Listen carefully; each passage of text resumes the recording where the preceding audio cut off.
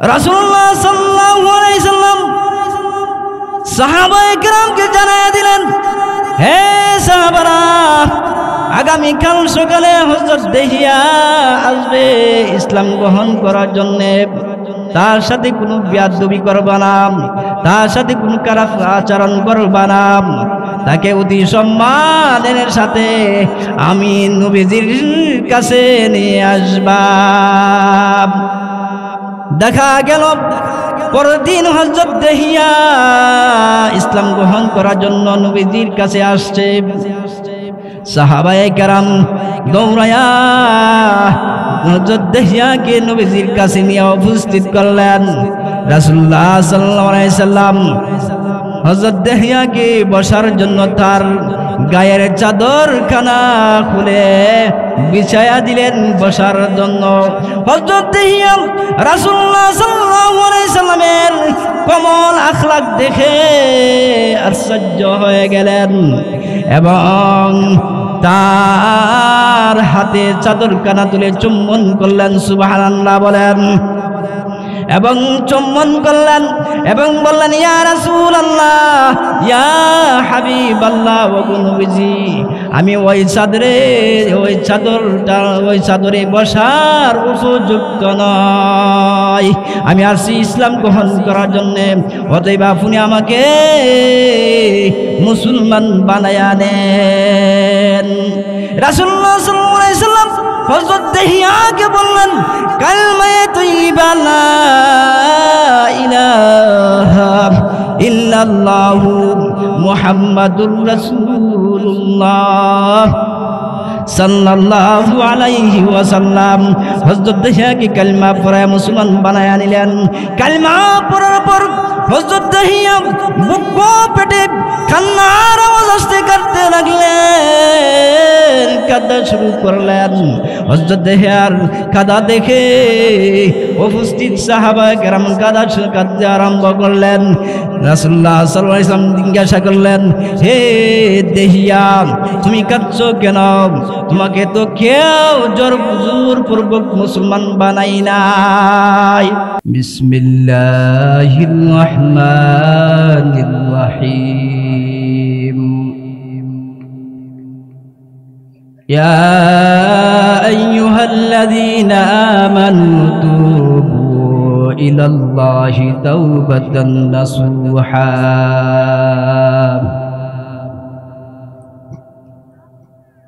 আসা রাব্বুকুম আইয়ুকাফিরা আনকুম সাইয়্যাতিকুম ওয়া ইউদখিলাকুম জান্নাত।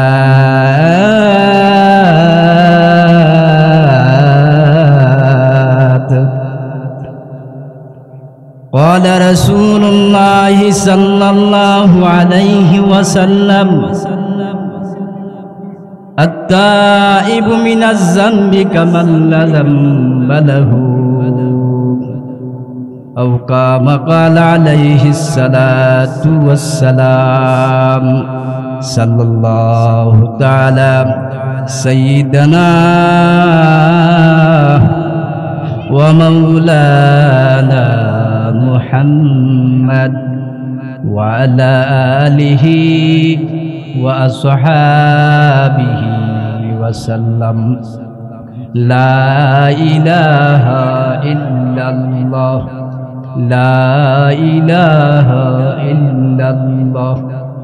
الله الله إسسيري أستنام सिर शौकत में गुनाह में तमाम.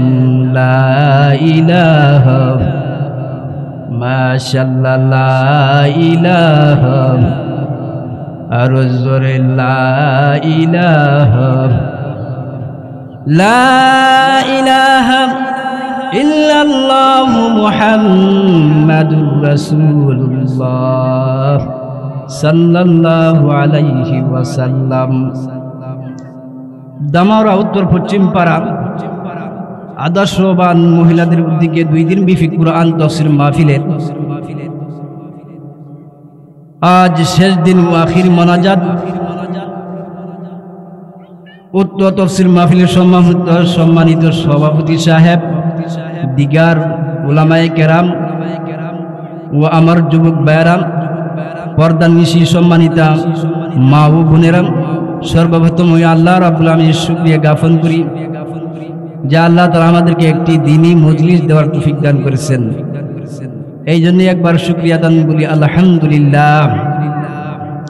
আমি আপনাদের সম্মুখে সূরাতুত তাহরিমের ৮ নং আয়াত তেলাওয়াত করেছি। রাসূলুল্লাহ সাল্লাল্লাহু আলাইহি ওয়াসাল্লামের অসংখ্য হাদিস থেকে একখানা হাদিসের টুকরা তেলাওয়াত করেছি।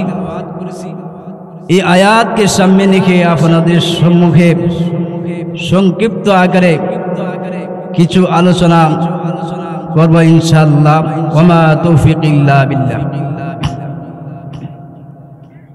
আল্লাহ তাআলা বলেন, ইয়া আইয়ুহাল্লাযীনা আমানু তুবু ইলাল্লাহি তাওবাতান নাসুহা আসা রাব্বুকুম আইয়ুকাফিরা আনকুম সাইয়্যাতিকুম ওয়া ইউদখিলাকুম জান্নাত।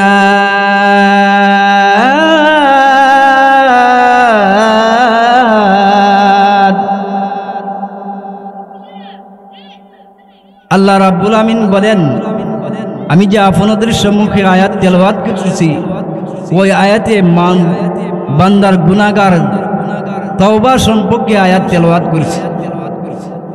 আল্লাহ রাব্বুল আমিন বলেন, ইয়া আইয়ুহাল্লাযীনা আমানু তুবু ইলাল্লাহি তাওবাতান নাসুহা। হে ঈমানদার বান্দা বান্দীগণ, তোমরা আল্লাহর কাছে তওবা করো, খালেস আন্তরিক তওবা। আশা করা যায় তোমার পালনকর্তা তোমাদের পাপ সমূহ মোচন করে এবং তোমাকে দাখিল করবেন জান্নাতে। সুবহানাল্লাহ বলেন। আল্লাহ রাব্বুল আমিন ওই আয়াতের মধ্যে বলতেছেন, গুনাহগার বান্দা বান্দীকে বলতেছেন, হে গুনাহগার বান্দীরা, তোমরা যারা নিজের প্রতি অবিচার করেছো, জুলুম করেছো, অত্যাচার করেছো, অতএব তোমরা আন্তরিক তওবা করো, আমি আল্লাহ তাআলা তোমাদের তওবা কবুল করিয়া তোমাদের বাসস্থান করিয়া দিব জান্নাতে। সুবহানাল্লাহ বলেন। বাইজিদ মুস্তাবি রাহমাতুল্লাহি আলাইহি তার এক পতিতার কাহিনী, বুস্তান শহরের ঘটনা। সে শহর থাকত এক রমণী রূপসী পেশাদার বিবিচারিণী। তার সৌন্দর্য পুরুষদেরকে দেখে মানুষদেরকে অন্যায় পথে আনতে লাগলেন। ঘরের বাইরে দাঁড়িয়ে ডাকত অপকর্ম কাজ করার জন্য। একবার ঘরের বাইরে দাঁড়ায় অপকর্ম করা শুরু করে দিলাম। একবার অপকর্মের কারণে তাকে 200 দিরহাম দেওয়া হতো। 200 টাকা দিরহাম দিয়ে তার সাথে মিলনে মিলিত হইত। যে বান্দা ওই নারীর সাথে, বিবিচারী নারীর সাথে, জিনাখুরিনীর সাথে 200 দিরহাম দিয়া একবার মিলনে মিলিত হইত, 1 মাসের বৃদ্ধে তার কুটিং রোগে আক্রান্ত হয়ে সে ধ্বংস হয়ে যাইত। নাউজুবিল্লাহ বলেন। তার ভয়াবহ ওই বুস্তান শহরে থাকতো একজন আল্লাহর ওলি বাইজিদ মুস্তামি রাহমাতুল্লাহি আলাইহি। ওই বুস্তান শহরে লোকগুলি তারা ভাবতে লাগলো, আহারে মনে হয় এই গ্রাম ধ্বংস হয়ে যাবে, আসো আমরা সকলে মিলে বাইজিদ মুস্তামি রাহমাতুল্লাহি আলাইহির কাছে যাই। বাইজিদ মুস্তামির কাছে গিয়া ওই ঘটনাগুলি বিবিচারী নারীনী, জিনাকুরুনী নারীনীর কথা বললেন। হে বাইজিদ মুস্তামি রাহমাতুল্লাহি আলাইহি, আমাদের এই বুস্তান শহরে একজন বিবিচারী নারী আছে জিনা করে, একবার মিলনে মিলিত হইলে তাকে 200 দিরহাম দিতে হয়। মনে হয় এই শহর ধ্বংস হয়ে যাবে, আপনি যদি একটা ব্যবস্থা করতে পারতেন। বাইজিদ মুস্তামি রহমাতুল্লাহ আলাইহি বললেন, হে বুস্তান শহরের লোকরা, তোমরা চলে যাও। বাইজিদ মুস্তামি রহমাতুল্লাহ আলাইহি 200 দিরহাম নিয়ে মাগরিব নামাজের পর ওই বিবিচারী নারীর দরজার সামনে গিয়া উপস্থিত। বাইজিদ মুস্তামি রহমাতুল্লাহ আলাইহি যখন হাজির হয়ে বসে রইলেন ঘরের দরজার সামনে, নিয়ম মাফিক মানুষ আসতো। বাইজিদ মুস্তামি রহমাতুল্লাহ আলাইহিকে দেখে ওই লোকগুলি ছুটে যাইতে লাগলো, চলে গেল।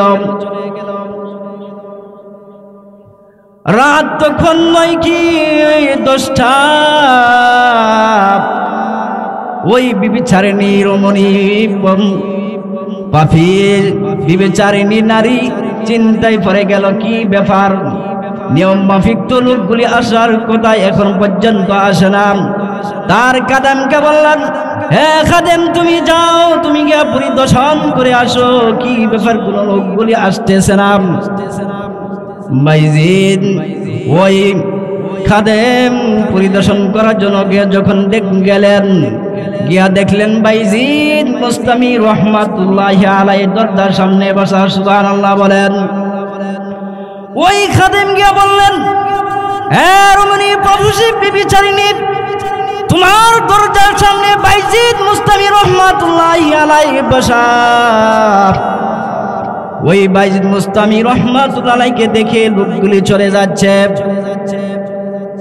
সকলেই আশ্চর্য হয়ে গেলেন, বাইজিদ মুস্তামি রহমাতুল্লাহ আলাইহি তো এখানে আসার কথা না, ওই আল্লাহর ওলি তো এখানে আসার কথা না। তখন ওই বিবিচারিণী বলতে লাগলো, এখানে তো কোনো ফকির দরিদ্র আসার কথা না, তুমি জিজ্ঞাসা করে আসো বাইজিদ মুস্তামি রহমাতুল্লাহ আলাইহি কেন আসছেন এখানে। ওই কাদেম দৌড়ায় গেলেন বাইজিদ মুস্তামি রহমাতুল্লাহ আলাইহির কাছে, গিয়া জিজ্ঞাসা করলেন, হে বাইজিদ, তুমি এখানে কিসের জন্য আসছো।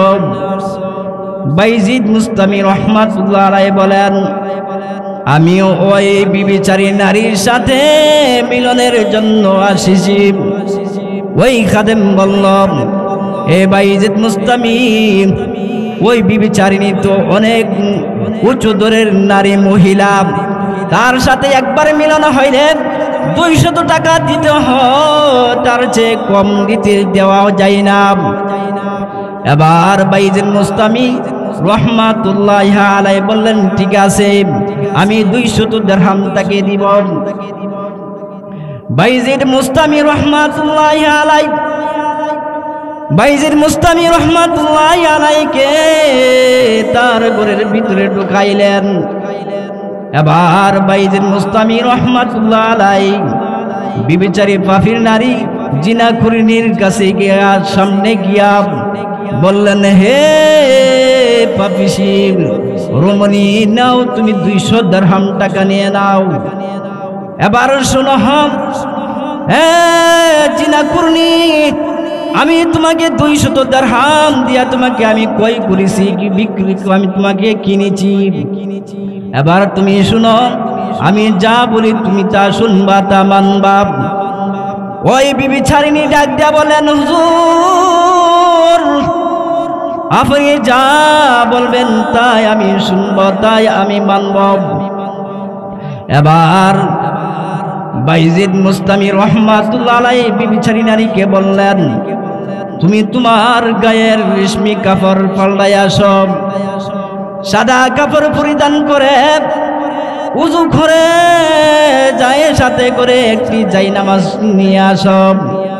এবার বিবিচারিণী নারী বাইজিদ মুস্তামির আদেশ অনুযায়ী তাই করলেন, সাথে করে একটি জায়নামাজ বিছনা নিয়ে আসলেন।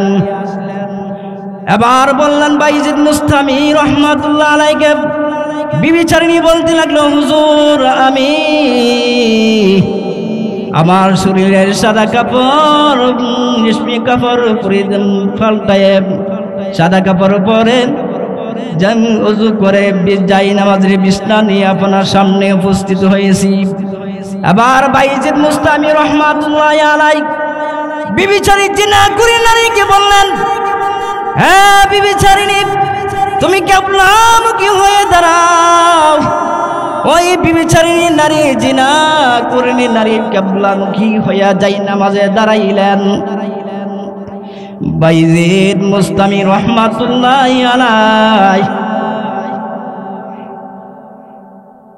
দুই আল্লাহর কাছে দুই হাত তুলে মোনাজাত করলেন, প্রভু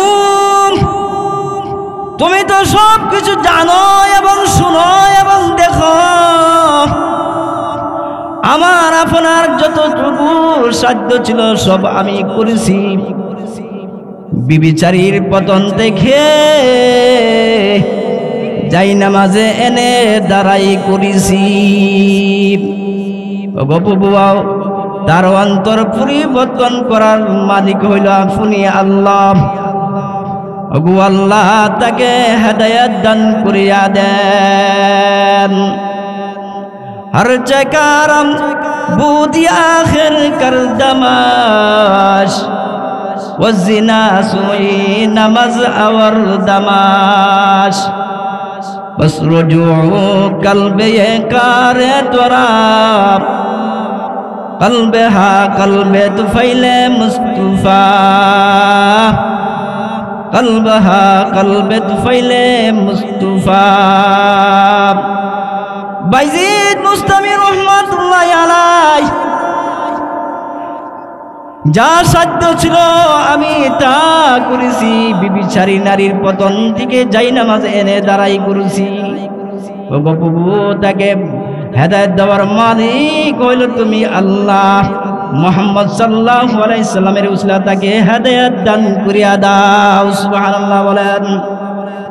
ওই বিবিচারিণী বাইজিদ মুস্তামি রহমাতুল্লাহ আলাইহি মোনাজাতে খান্না দেখে বাইজিদ ওই বিবিচারিণী আশ্চর্য হয়ে গেলেন। কি ব্যাপার, দরবেশ এত পুঙ্গু কারার মধ্যে আসো, আমি আল্লাহ আল্লাহকে বলে নাই, সে আমার জন্য আল্লাহর কাছে আমার মাফির জন্য দোয়া করেছে। কি ব্যাপার, এইভাবে আল্লাহ কি বই করে ওই বিবিচারিণী কান্না শুরু আরম্ভ করলেন, কাঁদা শুরু করে দিলেন। এমন ভাবে আল্লাহর কাঁদতে কাঁদতে আল্লাহর রহমতের সাগর ঢল উঠলে উঠল। আল্লাহ রাব্বুল আমিন ওই মহিলা বাইজিদ মুস্তামি রহমাতুল্লাহ আলাইহি কদমে গিয়ে সেজদা দিয়ে পড়ে গেলেন এবং বললেন, হুজুর আমি যা করেছি, অতীতে যা করেছি আমি ভুল করেছি, আপনি আমাকে তওবা করে দেন এবং আপনি আপনার খেদমত করার সুযোগ করে দেন। দেখা যায় ওই বিবিচারী নারী আল্লাহর কাছে কাদার কারণে, আল্লাহকে বই করে কাদার কারণে আল্লাহ তাআলা ওই জিনাকুরি নারীকে আল্লাহর উনি বানায়া দিছেন। তওবা যে কত বড় দৌলত, এই জন্য আল্লাহ রাব্বুল আমিন বলেন, ইয়া আইয়ুহাল্লাযীনা আমানু তুবু ইলাল্লাহি তাওবাতান নাসুহা আসা রাব্বুকুম আইয়ুকাফিরা আনকুম সাইয়্যাতিকুম ওয়া ইয়াদখিলাকুম জান্নাত। আওয়াজ বলেন আল্লাহু আকবার। আল্লাহ রাব্বুল আমিন বলেন, হে মুমিন মুসলমান নরনারীরা, ইয়া আইয়ুহাল্লাযীনা আমানু, তোমরা আমি আল্লাহ তাআলার কাছে তওবা করো, খালেস আন্তরিক তওবা। যদি ওই বিবিচারী নারীর, ওই ব্যবসা নারীর মতন তোমরা খালেস আন্তরিক তওবা করতে পারো, জিনা করে পুরুষ অথবা জিনাকারী নারী যেই বান্দাই হোক বান্দি হোক, যে বান্দা হোক না কেন, বান্দি হোক, যদি খালেস এইভাবে আন্তরিক তওবা করতে পারো, আশা করা যায় তোমাদের পালন করতে তোমাদের পাপ সমূহ মোচন করে দিয়া তোমার কবরটাকে আল্লাহ তাআলা জান্নাতের বাগান বানায়া দিবে। আল্লাহ রাব্বুল আমিন বলেন, এবার হে মুসলমানেরা এবার শ্রবণ করুন হযরত দাহিয়াতুল কালবির কথা। হযরত দাহিয়াতুল কালবি ও মুসলমান থাকাকালীন বর্বর প্রচলিত প্রথা অনুযায়ী তার অনেক মেয়ে সন্তানকে জীবিত কবর রচনা করেছেন। একদিন রাসূলুল্লাহ সাল্লাল্লাহু আলাইহি সাল্লাম আল্লাহর কাছে ফরিয়াদ করলেন, দোয়া করলেন, ও প্রভু, আবু লাহাব অথবা দাহিয়াতুল কালবি দুইজনের একজনের যে কোনো একজনকে ইসলামের ধর্ম দীক্ষিত করে ইসলামের শক্তি তুমি বর্ধিত করিয়া দাও। রাসূলুল্লাহ সাল্লাল্লাহু আলাইহি সাল্লামের এই দোয়া হযরত দাহিয়াতুল কালবির শানে কবুল হয়ে গেল। আল্লাহ রাব্বুল আমিন ডাক দিয়া বলেন, হে আমার হাবিব, আগামীকাল হযরত দাহিয়া আসবে আপনার কাছে ইসলাম গ্রহণ করার জন্য। রাসূলুল্লাহ সাল্লাল্লাহু আলাইহি সাল্লাম সাহাবায়ে কেরামকে জানায়া দিলেন, হে সাহাবারা, আগামীকাল সকালে হযরত দাহিয়া আসবে ইসলাম গ্রহণ করার জন্য। তার সাথে কোনো বেয়াদবি করবা না, তার সাথে কোনো খারাপ আচরণ করবা না, তাকে অতি সম্মানের সাথে আমি নবীজির কাছে নিয়ে আসবা। দেখা গেল পরের দিন হযরত দাহিয়া ইসলাম গ্রহণ করার জন্য নবীজির কাছে আসছে।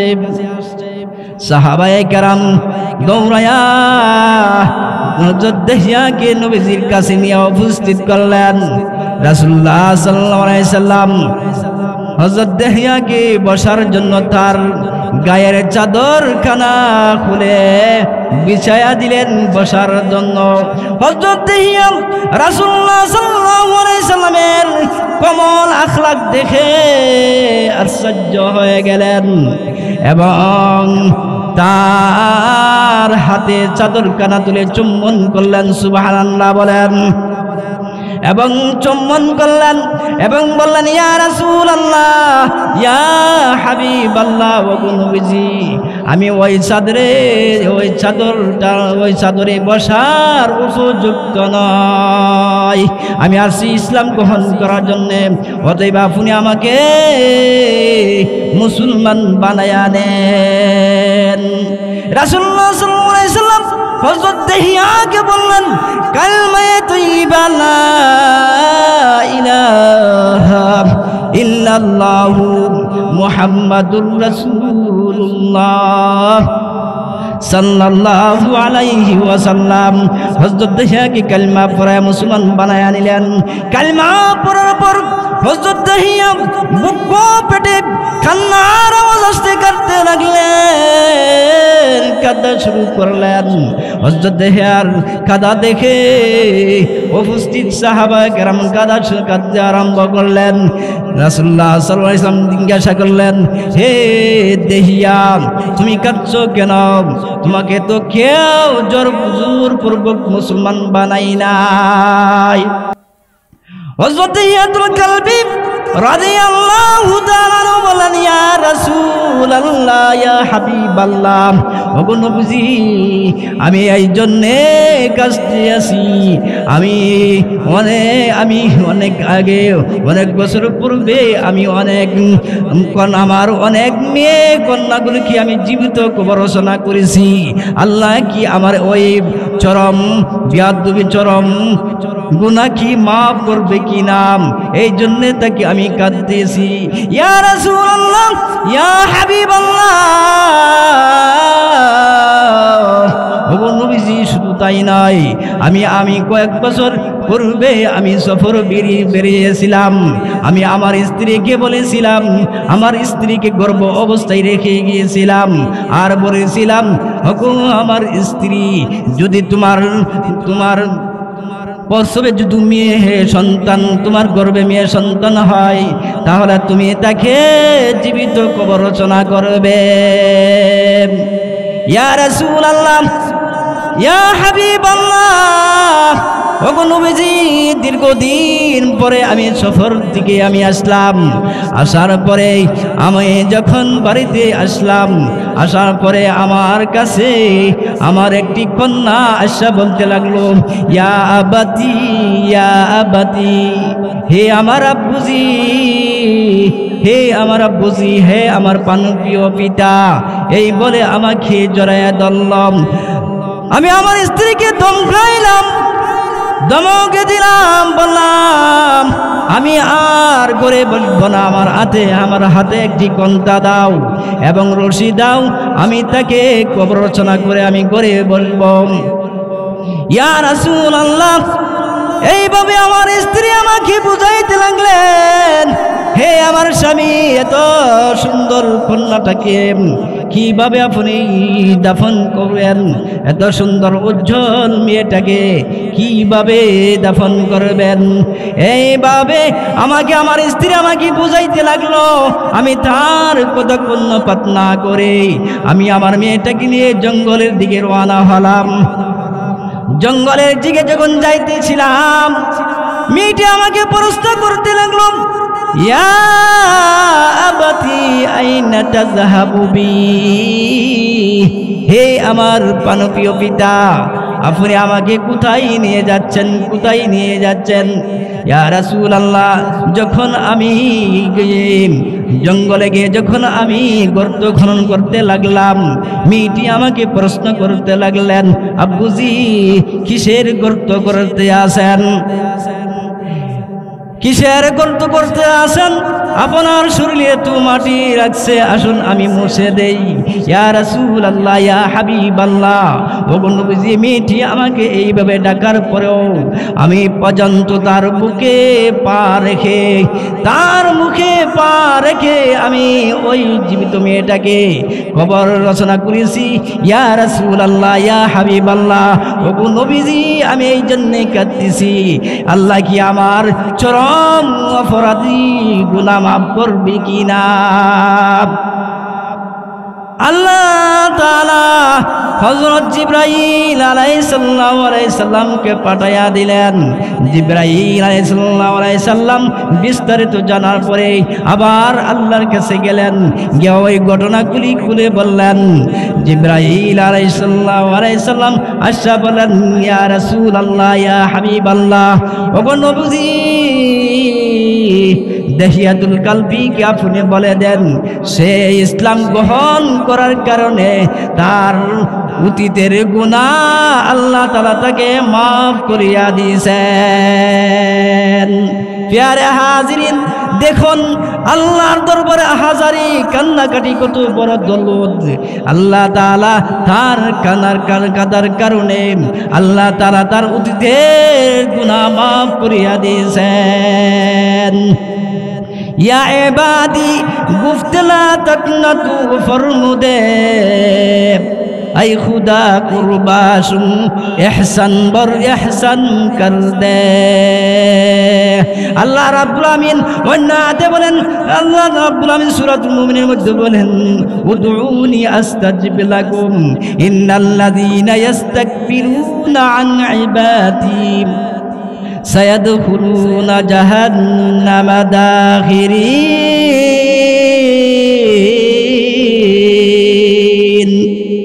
আল্লাহ রাব্বুল আমিন বলেন, উদউনি আস্তাজিব লাকুম, হো আমার বান্দা বান্দিরা, তোমরা আমাকে ডাকো, আমাকে স্মরণ করো, আমি আল্লাহ তাআলা তোমার ডাকে সাড়া দিব। আর যারা আমার ইবাদতের দোয়া করতে অহংকার করে, যারা আমার ইবাদতের দোয়া করে তাকাব্বুর করে, সতরই তারা লাঞ্ছিত হয়ে জাহান্নামে দাখিল করবেন। এই জন্য যেই সমস্ত এমন সন্তান, এমন মার সন্তান আছে, নারী আছে, পুরুষ আছে। এই বাংলাদেশের মধ্যে এমনও নারী আছে, পুরুষ আছে, জিনা করে, আছে নাকি নাই? আছে না? অভাব নাই। জিনাকুর নারী টাকার মাধ্যমে জিনা করে ব্যবসা। এই জন্যই এদেরকে আল্লাহ তাআলা বলেন উদুনি আস্তাজিব লাকুম, ও বান্দা এখনো সময় আছে, তোমরা তওবা করে আমাকে উদুনি আস্তাজিব লাকুম, আমাকে ডাকো, আমি আল্লাহ রাব্বুল আমিন তোমাদের ডাকে সাড়া দিব। আর যেই বান্দা বান্দি আমার ইবাদত করতে অহংকার করে, তাকাব্বুর করে, নিঃসুসত রয়ে তারা লাঞ্ছিত হয়ে জাহান্নামে দাখিল করবেন। ঠিক কি না? এই বলেই আমার সংক্ষিপ্ত বক্তব্য শেষ করলাম। ওয়া আখির দাওয়ানা আনিল হামদুলিল্লাহি রাব্বিল আলামিন। আসসালামু আলাইকুম ওয়া রাহমাতুল্লাহি ওয়া বারাকাতুহু।